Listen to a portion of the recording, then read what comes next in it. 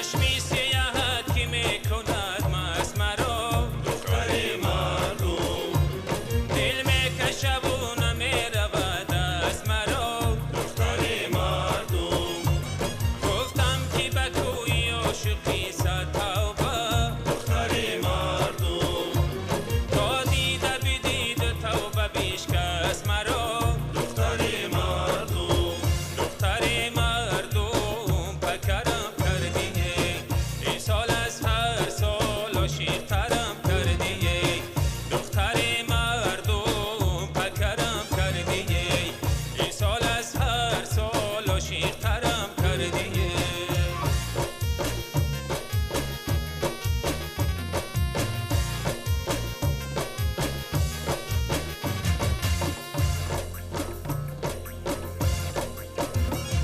زلفانی تو تار به تار دستای گل دختر مردم دور از دهنت خطار دستای گل دختر مردم لالی لب تو اگر شود روزی من دختر مردم بوسم زی لبت هزار دستای گل دختر مردم دختر مردم پکرم کردی این سال از هر سال عاشق‌ترم کردی دختر مردم پکرم کردی این سال از هر سال عاشق‌ترم کردی این سال از هر سال عاشق‌ترم کردی این سال از هر سال عاشق‌ترم کردی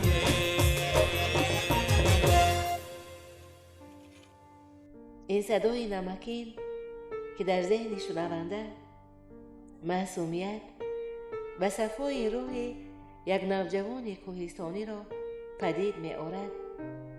انا همین دهقان است، سید جلال یوسف، ساکن دهه قمچین جماعت دهات قبله‌ای ناحیه رودکی.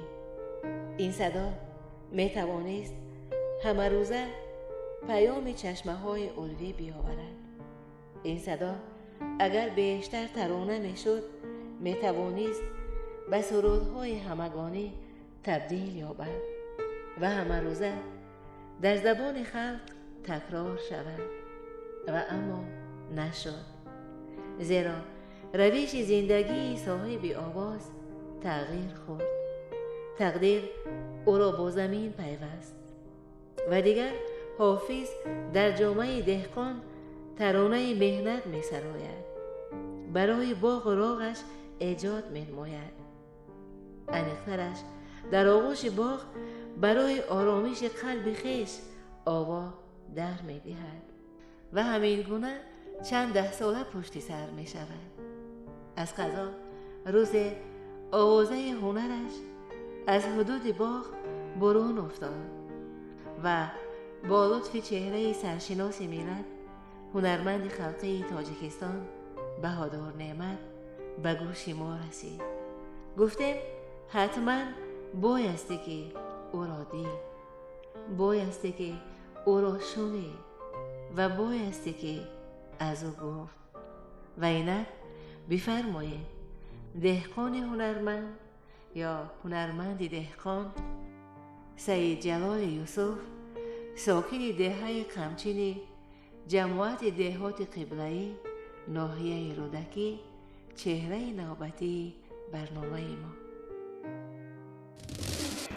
سید جلال یوسف، زاده دهه قمچین جماعت دهات قبله‌ای ناحیه رودکی. کودکی ها با بیغمی ها با چیدن لاله ها در یاله ها پشت سر شد در ده قمچین در پرتو مهری گرمی پدر و فرشته مادر. چون فرصت در رسید و میل پرواز آمد به سر، از ده بیرون رفت و پیوست با روند زندگی و اینک راهی طی کرده.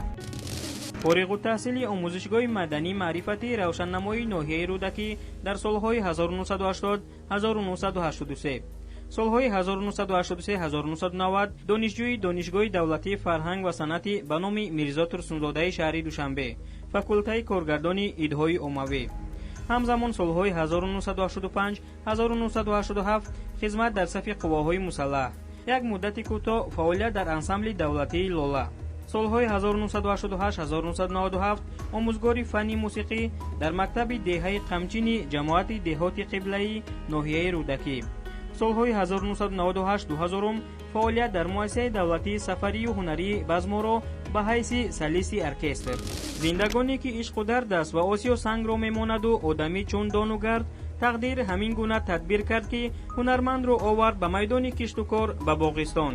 дигар деҳқон унвон гирифту деҳқонӣ дорад чандин сари сол. фарзанди қадршинос, ҳамсари содиқ, падари мушфиқ, бобои ғамхору дилҷӯ, ҳунарманди деҳқон ё деҳқони ҳунарманд, ватандор Саидҷалоли Юсуф.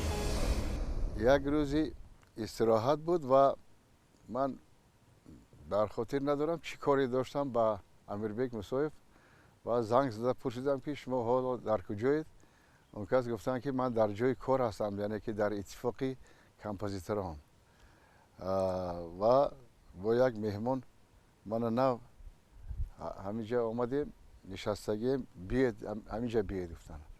баъд ман омадам ба иттифоқи композиторон ки мана Амирбек Мусоев бо ана Саидҷалол нишастагиам. ман он вақт намешинохтам. баъд он кас шинос кардан мана ва баъд мо шиштем суҳбат кардем. азбаски рӯзи истироҳат буд, ҳеҷ кас ба мо халал нарасонд. мо хеле суҳбат кардем, дар ҳамунҷа чой нӯшидем. баъд дар кабинеташон тор буд, тор доштанд Амирбек Мусоев. баъд торро баровардан, мо торро ҷур кардам ва вақте ки фаҳмидам ки Саидҷалол санъаткорам ҳастанд, суруд мехонанд, ман гуфтам ки кани як суруд хонед. баъд торро ҷур карда додам ва Саидҷалол суруд хонданд. якта хондам, ман гуфтам бохонед, боз хонданд. ҳамин хеле як 3-4 суруд хонданд ва баъд аз он баъд ман 1-2 суруд хондам ва ба ман бисёр маъқул шуд сурудхонияшон, азбас ки як сурудҳое хонданд ки ман ягон вақт нашунида будам, яъне ки аввалин бор шунида будам. баъд гуфтанд ки ин оҳангҳои худам аст, сурудҳои худам. баъд ман гуфтам барои чӣ то ин вақта ҳеҷ кас нашунидааст, ҳеҷ кас намедонад, дар куҷо будед то ин вақта? гуфтанд ки ҳамин хел шуд ки ман аз ҳамин санъат дур мондам, чунки бо деҳқонӣ ва боғбонӣ машғулам ва аз қафои санъат нашудам ва яъне ки бетарғибот мондам. ман аввал баъд хеле фикр кардам ки чӣ хел кунем ки ҳамин сурудҳои ҳамин Саидҷалолро мардум фаҳманд. ва ба телевизиони Сафина муроҷиат кардам ва хабардор кардам ки ҳамин гуна санъаткор аст, ҳамин хел истеъдод аст ва вайро бояд ки тарғиб кард, то ин ки дигароям фаҳманд аз ҳунару аз овози вай ё аз истеъдоди вай, дигароям баҳраманд шаванд. соли 80 ва 83 овони ҷавониаш вақте ки дар имрӯза коллеҷи санъати ноҳияи рӯдакӣ фаъолият мекарданд, таҳсил мекарданд, аллакай як ҷавони бисёр болаёқат, як ҷавоне буданд ки шӯру шару завқи хеле зиёд доштанд, хусусан ба мусиқӣ ва ба сарояндагӣ.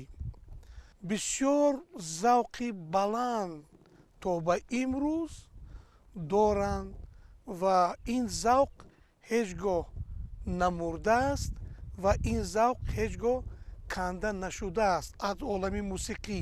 ӯ дар доштани овози хуб, овози табиӣ, боз низ ҳамчун мутриби чирадаст аст. сози торро, сози рубоб, сози думраро, сеторро бисёр хуб, яъне ки мутрибӣ менамояд. мутмаинам ки Саидҷалол истеъдод дорад, ҳам овози хуб дорад ва ҳам истеъдоди эҷодкорӣ дорад, яъне ки ӯ шеърҳоро ёфта худаш оҳанг эҷод мекунад ва як услуби хоси худро дорад. ва ман хостам ки ин از همین هنری سید جلال یعنی که مردم بهره‌مند شوند و دیگران فهمند که همه خیلی استعداد هست. سید جلال خود ایجادکاری آهنگ‌های خودشان هستند و خیلی سرودهای زیاد هم ایجاد کردند که شما در رفتی ثبت این برنامه آشنایی می‌یابید.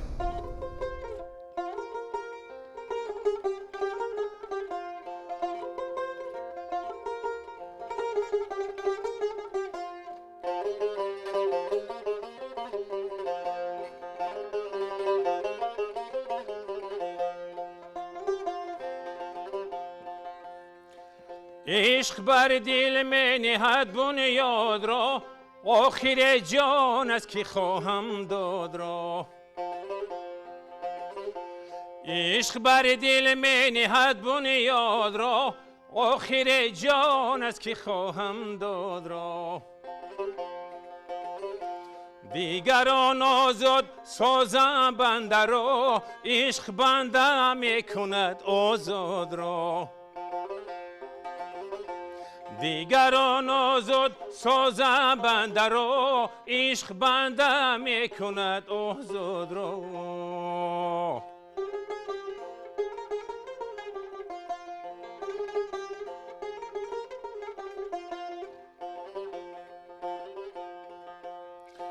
کاش که هرگز نزادی مادرم، چون کنم این بختی مادر زاده را.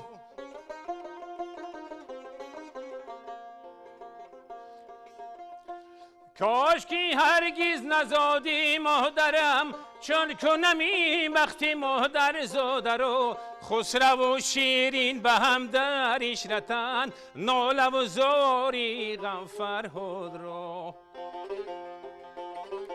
خسرو و شیرین به هم در عشرتن، ناله و زاری غم فرهاد را.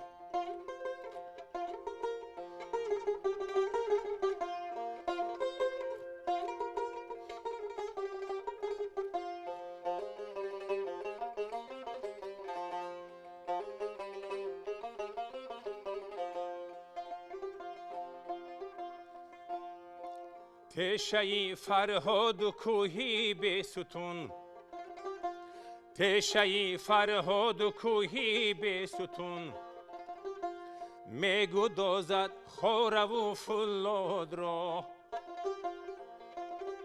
می گدازد خور و فولاد را. از برای زلف مشک آمیز دوست، دوست دارم شانه شمشاد را. از برای زلف مشک آمیز دوست، دوست دارم شانه شمشاد را.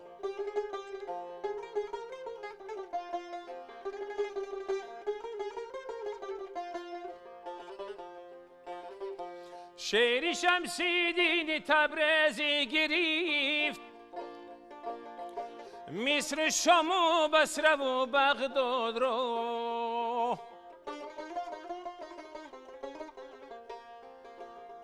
شعر شمس‌الدین تبریزی گرفت، مصر شام و بصره و بغداد را. شعر شمس‌الدین تبریزی گرفت، مصر شام و بصره و بغداد را.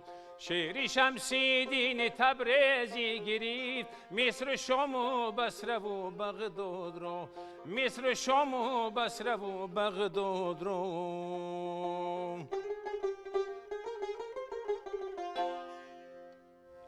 همانگونه متن انتخاب شده است که با صدا، با موسیقی، آهنگ پیشنهاد کرده او قدر زیبا مساوی افتاده است که تیز جا می شود در جای جان.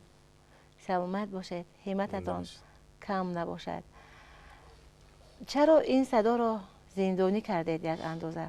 چرا این صدا به طور شایسته معرفی نگردید در گلو یخبست؟ پیش انا همین صدا، پیش انا همین استعداد خود را گناهکار احساس نمی کنید؟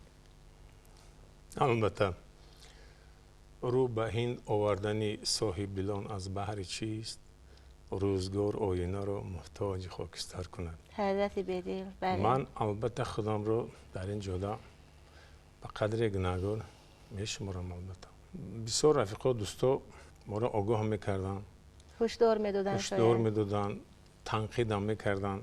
دوستای بی‌غرض هستن. بله. پدر پیر بودن، بعد پدر باغدار بودن. گفتن ممکن که میراث پدر خواهی، علمی پدر آموز، که این مال پدر خرج توان کرد به 2 روز. پدر بزرگوار ما که قریب چیزی کم 100 سال عمر دیدن، 20 آوازخوان خوب بی خلقی بودن. بعد باغدار بودن، دهقان بودن. برای همین وقتی که سال 1985 من خدمت مادر وطن رو ادا کرده به وطن برگشتم. از کجا برگشته؟ از جمهوری امروزه مغولستان. نمجه خدمت تمام کرده اومدیم. پدر پیش ما وظیفه گذاشت که اگر حقیقتا هم شما فرزندان ما باشید نگذارید که باغ باباگی و پدری من نابود گردد. برای همین ما کمر بستیم و در صنعت شاید کمتر وقت جدا کردیم و دیگر کاریم دهقانی و باغداری را دست گرفتیم تا هنوز.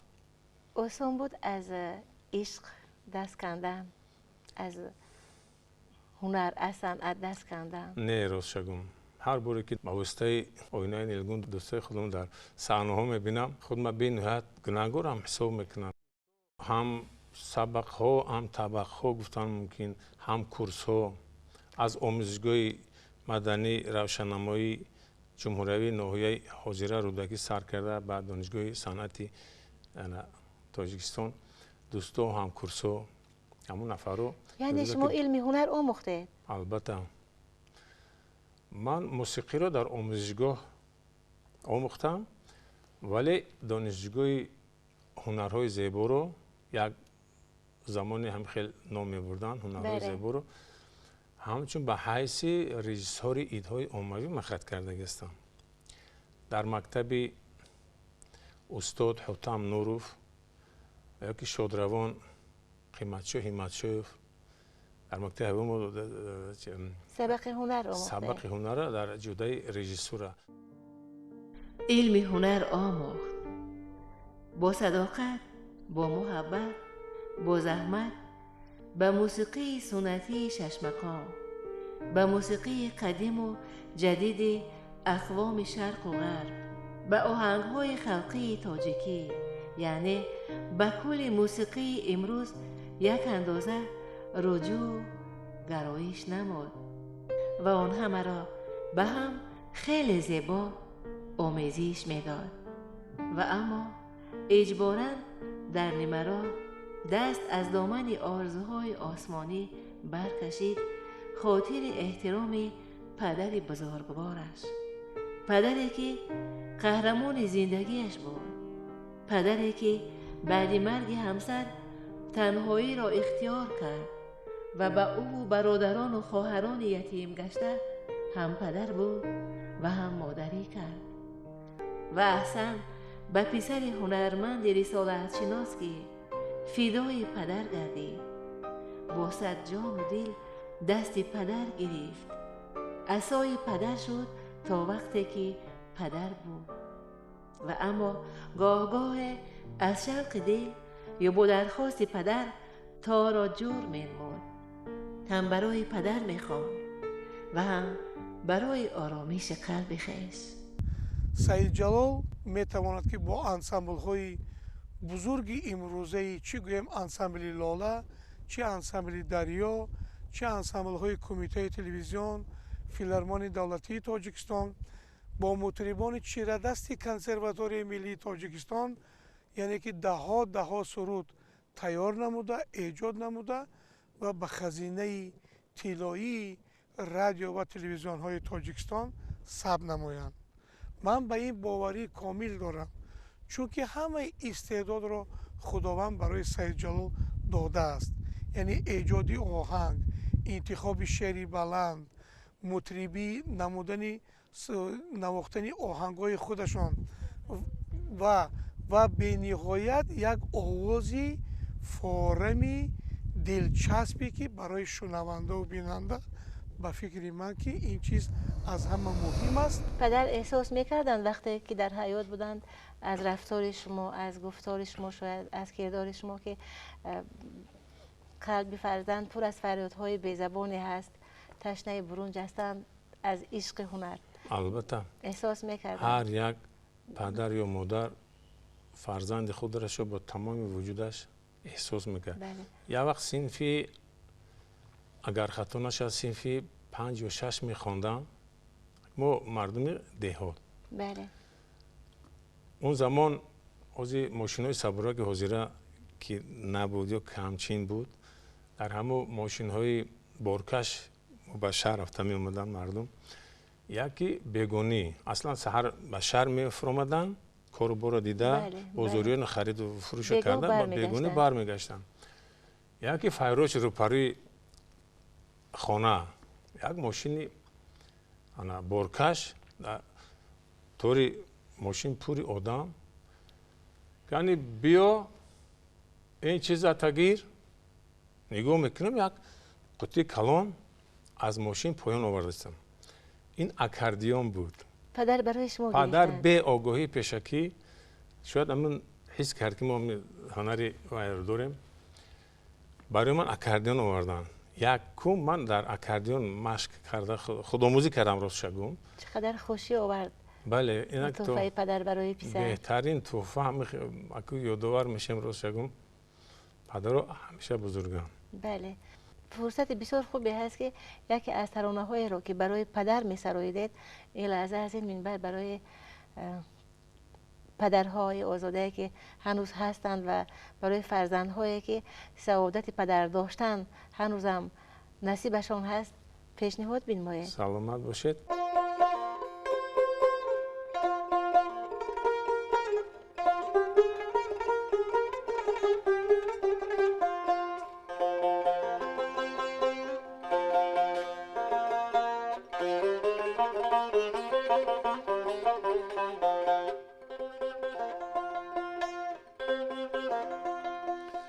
قبله من بودی و قبله من بودی و رفتی زی من ای قبلگاه، سرپناهم بودی و ماندی مرا به سرپناه. دیرتر فهمیدم از مهربانی های تو، زین سبب غم میخورم با سوز دل با. دیرتر فهمیدم از مهربانی های تو، زین سبب غم میخورم با سوز دل با.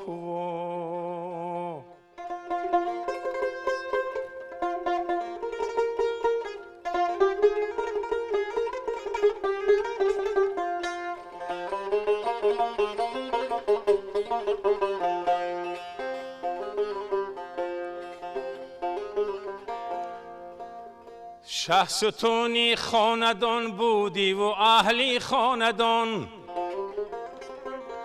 سرپرست و سرور و مردی حلیم و مهربان. روز و شب فرزند گویم در تلاشی زندگی، کرده ای با مهنت و رنج و ستم و کلان. روز و شب فرزند گویان در تلاشی زندگی، کرده ای با مهنت و رنج و ستم و کلان. قبله من بودی و قبله من بودی و رفتی زی من ای قبلگاه، سرپناهم بودی و ماندی مرا به سرپناه. سرپناهم بودی و ماندی مرا به سرپناه. مرسی حضرت باشند. زدیم پدرها مادرهای رفته بسیاری و اما گمان میکنم که پدرها مادرها نمیرندند. بله. دوام عمر آنها در رفتار، در گفتار، شاید در کردار فرزند پدید میوید و خوش به حال فرزنده که با رفتارش با حضورش به نیکی یاد می شود پدرش، به نیکی یاد می گردد والدینش. سلامت باشد. پدر از هنر باطنی فرزند آگاه شدند و برای فرزند اسباب موسیقی آوردند و بعداً که وصیت کردند و مثل که به پسر کلام دادند. چقدر وقت لازم بود برای پسر که با درختان در ارتباط باشند؟ چقدر وقت در کار بود که با زمین در گفتگو کردن را یاد بگیرند، علم زمینداری را بیاموزند؟ دهقانی آسان بود؟ یگان کار من گمان میکنم در عالم با آسانی به دست نمیاد. تا غم نخورد کس نصب شود منزل آباد. بله. برای همین اگر خواهی که جای آباد باشد، خانه، منزل، باغ، رنج های نهایت سنگین را باید پس سر کنید. البته کسی که دهقان است خودش میداند این وزنی چیست. بنیاد کردن باغ، شیناندن نهال، او را به بار آوردن کاری یک ساله دو ساله نیست. هنری هر کس هم نیست. هنری هر کس هم، هر کس طاقت هم کردن نمیتونه. بله، صبر میخواهد. صبری بزرگترین در کار که اینقدر. بله. با از جهت دیگر طبیعت زنده که ما یک جزئی اساسی طبیعت حساب می‌کنیم، جدا نشانه طبیعت، یک با حلاوت خودش هم دارد این کار. وقتی که می‌بینی که نخل شنونده تو یا از دانه باشد یا از همون نهال خردکک باشد، این که شاف افزایش می‌یابد، یک کیفیت عجیبات دارد. بیتی هست که درختان هم به مثل آدمانند ولیکن خاموشند و بی‌زبانند. حاضر با زمین شما سر و کار دارد، همین بیت حقیقت دارد، یعنی که درختان هم به مثل آدمانند. شما احساس میکنید که وقتی که به باغ وارد میشوید باغ شما رو آمدن شما رو درک میکند. من برای مثال درخت صنوبر رو از دانه اش کلان کردگیم در همون باغ. حالا شاید چیزی که میگم 20 سال شده باشد، نه همگی 2 یا 3 متر قد داده است. الان تصور کنید در 20 سال یک جوان 20 ساله را قد و بستش ببینید. الان یک آدمی برکمال. بله. از جوانی گذشته یک جوانی نازنین همین حکمت دارد. همین درختم. بله. البته او زنده است. نکند که یگان حیوان شاخی او را اگر شکند یا پایمال کند، میدونید چی ضربه در خود احساس میکنید؟ خود میکنید فرزندت آزار دیده است. بله. چونین من همه خیلی احساسات دارم. اگر سوال پیش ببریم که شما عاشقانه چند ترانه ایجاد کردید، شاید با انگشت حساب میکنید، شاید نام به نام میدونید، اما میدونید که در باغ چقدر درخت دارید، در باغ چی دارید و چقدر شمار هستند؟ میدونید؟ اصلا در باغ چی دارید؟ عجیب دادید. نگهبانو سلامت باشید، شما کم نشوید. روز شگون من نمیدونم چند تا درخت هست در اونجا. من چند درخت شینوندم و اصلا این شمارش حسابش رقمش برای من مهم نیست. حاصل مهم است. نه، همون طبیعت چقدر که جناب عالی از اول تا آخر یک ساحه معارف دست سخن میگه، ساحه کشاورزی ده. بله. هر یک وجه زمینه ثمرانه استفاده بردن. ببین چقدر باغات بنیاد شده است. بله. پیش خیلی نبود که آخه. بله. بله. اگر این به سبب نیست که این آدم به نظر نیستن اصلا که. برای همه حوا مهم مقصد یک گوشک خورده که دیاری من به سبب همین عمره که مرا پروردگار لایق داده است، همین سبز نگاه بداریم که دیگرو پیش گذشتگان ما کردن، ما استفاده بردیم. بله. خوردیم. بله. اکنون ما یک چیز به خود مانیم که با پسویندارم استفاده برم. بله. راستی بنیادکار دریافتیم هنرمند دهقان را در زمین لرمی، باغش سبزی سبز، تازه جوان و مست تپیش به نظر می رسد. این مردی آفتاب زده، کار کفته، با اراده تاجیک، بازار بازو و عرق جبین و آبیله کف دست و مهمتر از همه از شوق دل با دعای پدر در دل کوهستان هم باغ دل بنیاد کرده و هم باغ هنر سبزانیده. باغدار مهماندار است چهره برنامه ما.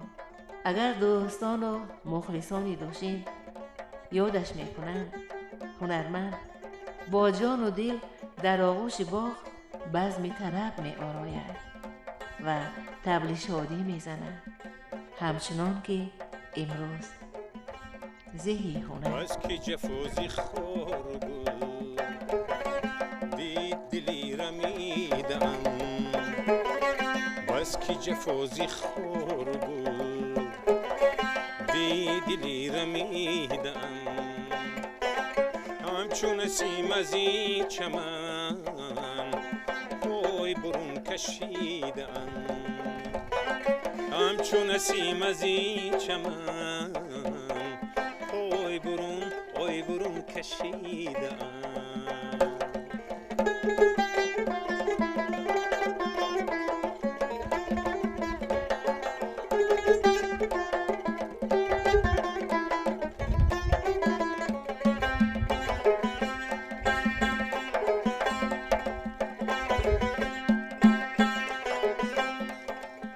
حاصل روز زندگی صحبتی آشنا بود،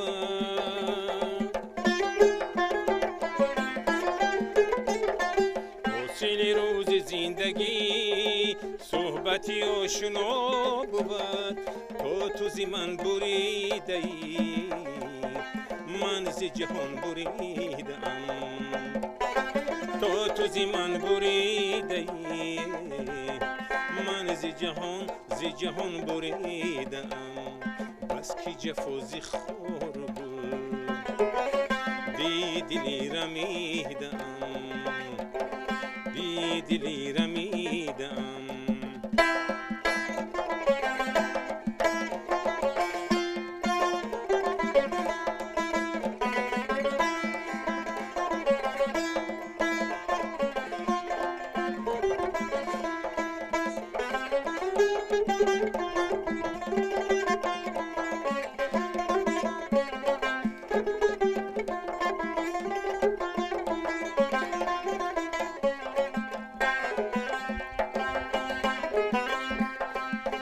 تو مراد من دهی کشته مرا فراق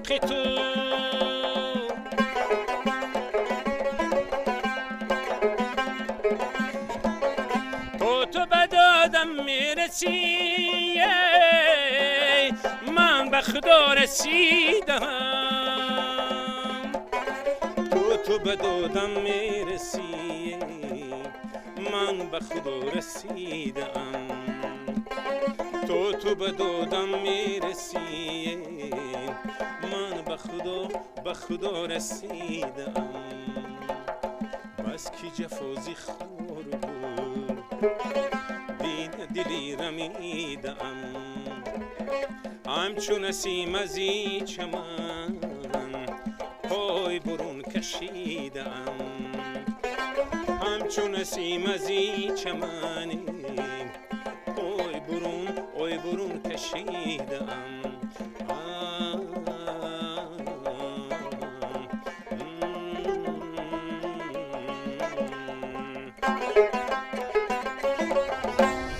همچو باغبانی بزرگن مهنت میکنند، سیب دارن، انگور دارن، آلو، شفتالو دارن و تمام کارش کدام وقتی که میبینیم فقط از دومی کار در باغ خود مهنت میکند، مهنت با اویلاشان، با فرزنداشان، با نبیرهاشان مهنت میکند، باغ پدری خود را آباد و زیبا میسازد. شخصیت دارند، معرفت و آداب دارند، تربیت خوب گرفتند و تا حال در کدام جشن، در کدام چهاربینی یا در کدام نشست که نباشیم برای ما سرود و شعرهای خوبی رو زمزمه میکنند و ما استراحت میکنند از سراییدن سرودهای سید جلال یوسف. حاضر گفتید که هر وجب زمین باید ثمرناک استفاده برده شود. برای ثمرناک استفاده برده شدن ان همون منطقه که شما در اختیار منطقه دارید، للمی منطقه للمی، برای سبزانیدن، برای قامت افراختن، برای سیراب گشتن، برای محض تپیش بودن ان همون باغ شما چی نمیرسد؟ اگر مهنت نرسد، مهنت که در کف پنجه شما هست، در کف دست شما هست، با عرق جبین انعکاس میگردد. چی کمبودی دارید برای رشد باغ خویش، برای آبادی باغ خویش؟ شکوه ندارم، لیکن در مزرعه های للمی بنیاد کردن باغ کاری سهل نیست. قهرمانی است. اگه من قهرمانم خب حساب نمیکنم، لیکن نهایت مشکل است. نهایت ما اصلا دیاره ما آب نیست، خیلی کم است آب. در وقت نفعش تابستونه که شدید میومد، انا بخصوص که سالهای اخیر گرشوی اقلیم جهانی به نظر میرسد، نهایت دشوار است. وقتی که خدا نکرده میبینید یک نخله که نو شناندگی سبز نمیشود، حساب کمین نم یا که آب، یک حالتی روحان، یک حالتی عجیبات فرا میگیرد، ناراحت میشه خلاصی کلام. برای همین باغ من نمیتونم، حالی کارهای به ثبوت نرسوندن نهایت بسیار از اونجا، نهایت حال هم نهایت کارو مهنت و زحمت و کشیدن در کار برای باغ گفتن نکن. اوقدر عاشقانه درباره باغ صحبت میکنید، اوقدر با محبت سرشار از مهر درباره باغ صحبت میکنید، با همه همین طغیان عشق، با همه همین طغیان مهنت و زحمت در باغ چگونه توانستید یا چگونه شد که عشق ایجاد کردن، عشق سراییدن باز هم محفوظ ماند در قلب شما؟ یک جای دیگر رو نگرفت؟ چرا؟ در یک دل یک مهر به فکر جا میگیره. هم خیلی است نه؟ اگر خطا نکنم بزرگو هم خیلی گفته آمدگن در احساسات شخصا من، لیکن سرود و موسیقی را حواس و مثال دادی خدا است خیلی. بله. کی رو بیشتر هر کی رو از بحر کار ساختن حضرت مولانا بلخی بله گفته است مهری او رو در دلش انداختن. بله. هیچ کس از پیش خود چیزی نشد، هیچ آهن خنجری تیزی نشد، هیچ مولانا نگشت مولای روم تا مرید شمس تبریزی نشد. بزرگان می چه خوب گفتند. بله سلامت باشید. بفرمایید باز یک ترانه دیگر.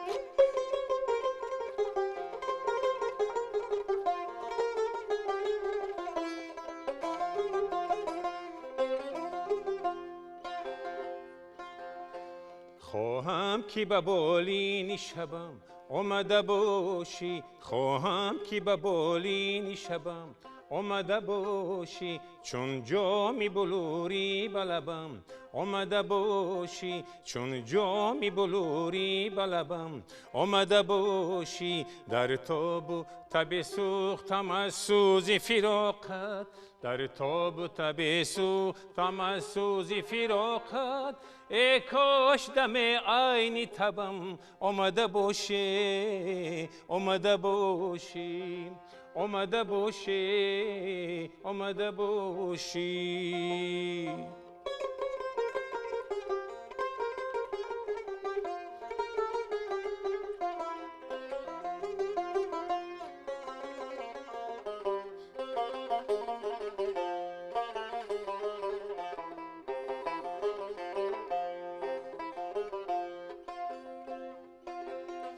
گر قسمت من شوزی شبی تار سیاه تر، شبی تار سیاه تر، شبی تار سیاه تر، چون شنبه بزمی ادبم آمده باشی، آمده باشی، آمده باشی، در تاب و تب سوختم از سوز فراقت، در تاب و تب سوختم از سوز فراقت، ای کاش دم عین تبم آمده باشی، آمده باشی، آمده باشی، آمده باشی.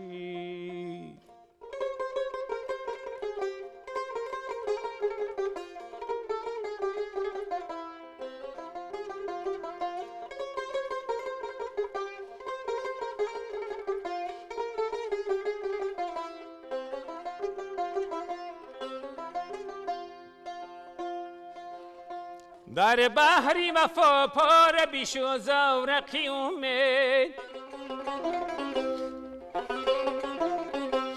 بر ساحل دل بر طلبم آمده باشی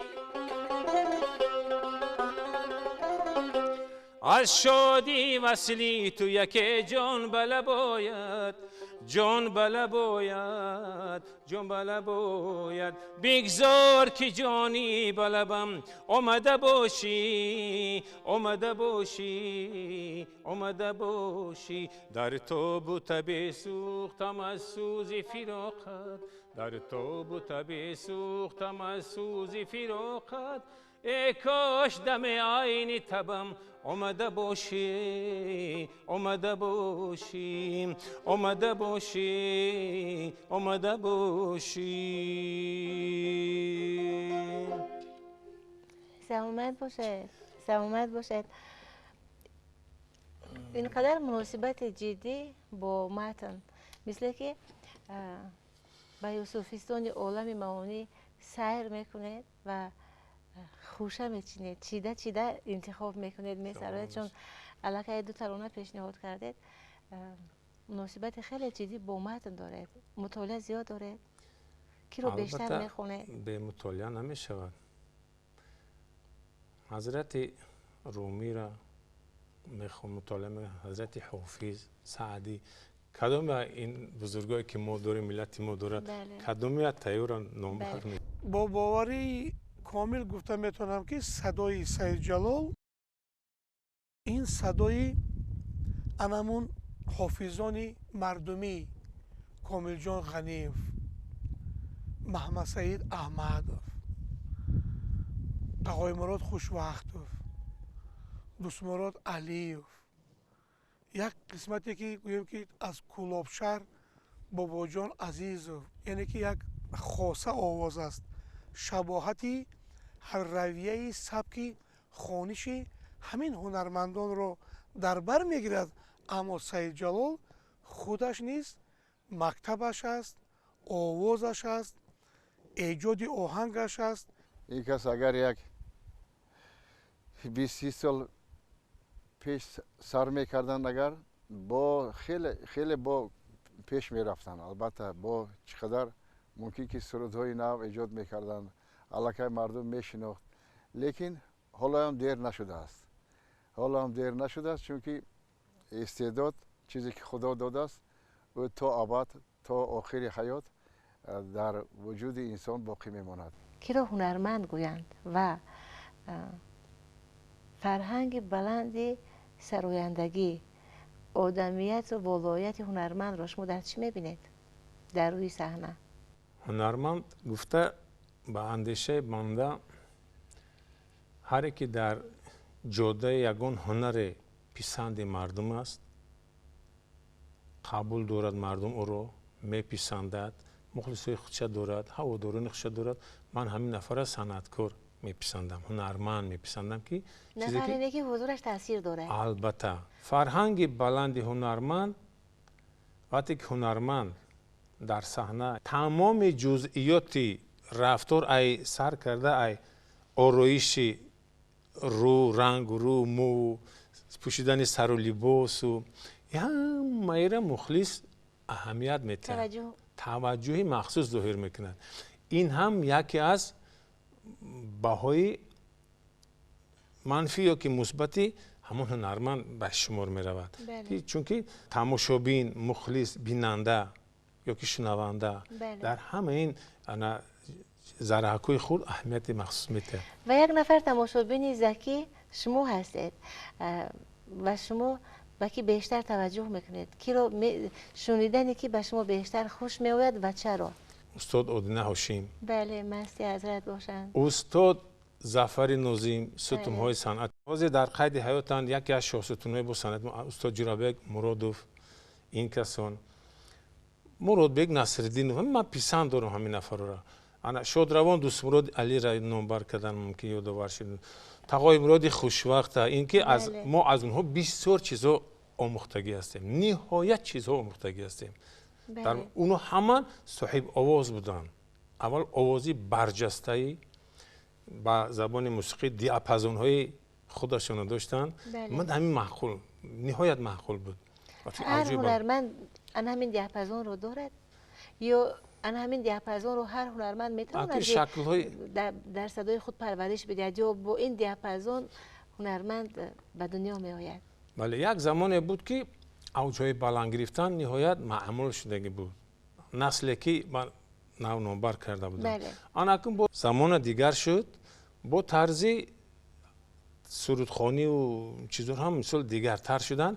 حاضر جوانا اوجه بلند نمیگیرن. نمیتونن. نه، نمیتونن نه. اصلا همون روش امیر طلب دارد. بسیار اوجه بلند نمیگیرن. ملایم، مهین. نهایت حافظین مهین خون هم بسیار داریم. صدای دلکش خوب دارن همش. ما یگان کسا انا گنده یا که بعد گفتن حقوق ندارم. لیکن چه گم حاضر با طور شکل چیز خودش فاصله خیلی زیاد بود که رابطه کنده شد. بله. مثل که صدا در گلو یخ بست. شروع تازه، تلاش تازه مشکلات بار نمی آورد. مشکلات بار نآورده است. مثلا صدا در حالت آماده باش هست یا نه؟ متخصص ها چی میگویند؟ متخصص باهاگذاری شاید کنند بعضی دوستا دلگرم میگن شما قالب ویران شدگی نیست و اندک کوشش با همو سطحی در کاری وای میکنه گفته در دل ما گرمی انداختن. امروز ما در بر شما شتسته سلامت باشه. تلویزیون فرهنگی سفینه واقعا هم درگاه بسیار بانفوذی هست برای نفرانی که هنر دارند، برای نفرانی که در بغل یک آسمان محبت همین رسالت هنر رو میپرورند، برای نفرانی که اندیشه تازه دارند، گفتنه تازه دارند. منبر ان همون نفر هاست، منبر ان همون نفرهای آزاده روزگار و آزاده پیندار هست و در دروازه تلویزیون سفینه، تلویزیون فرهنگی به سوی این گونه اشخاص همیشه که باز است. ما خیلی خوشحال بودیم و خوشحال هم شدیم که امروز شما آمدید تار به دست و ترانه های بسیار زیبا که پای انداز مخمل اینک فرصتی هست که پای انداز قلب ها، پای انداز ذوق ها بنمودید. وقتی که شما رو روح بلند کردند، وقتی که شما رو به ننگ آوردند، نخست ترانه‌ای که خیلی زیاد خواستید که ایجاد شود از میان صفحه های کدام بزرگان پیدا کردید. بدیل به داد شما رسید، مولانا به داد شما رسید، حضرت جامی، سعدی. من گمان میکنم که حضرت مولانای بلخ چی گفت آمد؟ عشق بر دل می نهد بنیاد را، آخر ای جان از کی خواهم داد را. بله. دیگران آزاد سازند بنده را، عشق بنده میکند آزاد را. بله.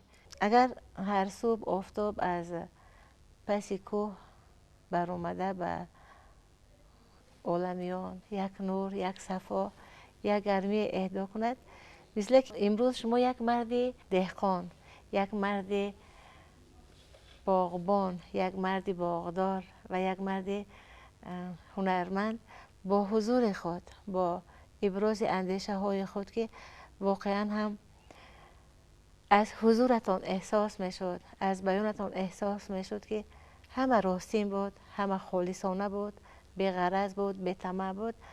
ان همون نور رو به برنامه ما آوردید، ان همون گرمی رو شما به برنامه ما آوردید. واقعا حضورتان تاثیر داشت. برای بیننده بسیار هوشمند برنامه ما هم پیشنهاد ترانه ها بسیار مقبول افتاد، چرا که هم آهنگ نو بود، مال خودتان، ثمره عشق خودتان، هم سخن بسیار بکر بود، در بیان شما پیشنهاد میشد، از جای تقلید نشده بود و هم صدا بسیار گرم و دلنشین و تاجیکانه و مردانه بود. سلامت باشه. فرزانه یک بیت دارد که من فقط یک کلمه میدونم، عشق. باید که این کلمه گردانم، عشق عشق عشق. و همه چیز پاداش دارد. انا همین عشق در گلو مونده مثل امروز شما رو تا به این منبر آورد و اگر که محتوای برنامه پیشنهاد می شود، ما مطمئنیم که این صدا که از دل برآمد به دل می نشیند فرصت مثل که در رسیده که این صدا از حدود شنیده ها، از حدود دیده ها بیرون برود و ما مطمئنیم که این صدا هم صدای خود را پیدا خواهد کرد. سلامت باشید. دهقان هنرمند خوب می‌داند که در هنر همه روزه پیوسته تازه‌کاری می‌باید که او این فرصت را از دست داده است. او با آنکه در فضای هنر و شهرت معراج بلند نکرده، اما باز هم احساس می‌نماید که قلب هنر آلوده‌اش پر از شادی آغاز و ذوق آفرینندگی است. پس باشد که با کوشش و تلاش از جانب دهقان هنرمند سید جلال یوسف، ساکن دهه قمچین جماعت دهات قبله‌ای ناحیه رودکی، سرودهای روان افروز و جهان افروز ایجاد شود که از حدود دیده ها و شنیده ها بیرون روند و بشارت آبادی و آزادگی، بشارت عشق و صداقت داشته باشند در این سمت برار به او. و در آغاز برنامه که از پدر گفته، از پدر خواند بهر ما و شما، پس انجام برنامه ستایش مادر خواهد شد. باز هم با عظمت صوتی و صدای داودی سید جلال یوسف. دیگر قضاوت شما راست، بیننده ما. بسوری خاندانی تو دلم گم زند مادر، به نوری دیدگانی تو دلم گم زند مادر. شبانگاهان که برگردون ستاره می زند چشمت و چشمی مهربانی تو دلم گم می زند مادر مادر.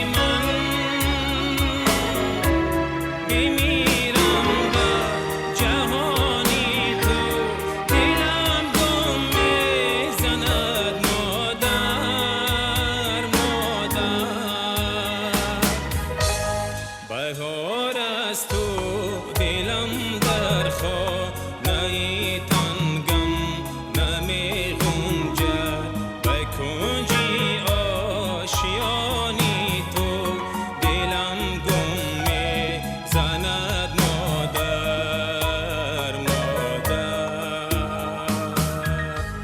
به سوری خاندانی تو دلم گم می زند مادر به